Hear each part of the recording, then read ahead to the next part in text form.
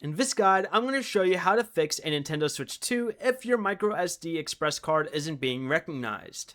This is Miguel from Just Boz, and before we get into this guide, make sure to like the video and subscribe to the channel with all notifications on for more content like this. It really does help out the channel and we'd greatly appreciate it. If you have any questions, just ask them down in the comment section below. I'm going to be doing my best to reply to every single comment down there. First, fully power off the console by holding the power button, selecting power options, and selecting power off. Next, you'll want to open the adjustable stand, remove the microSD express card, then reinsert it firmly until it clicks.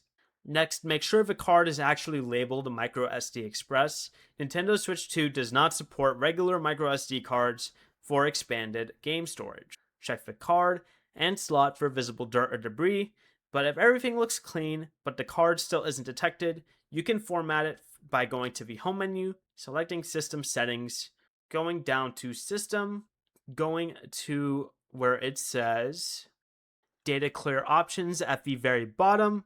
Go ahead and tap on this and select clear microSD card data.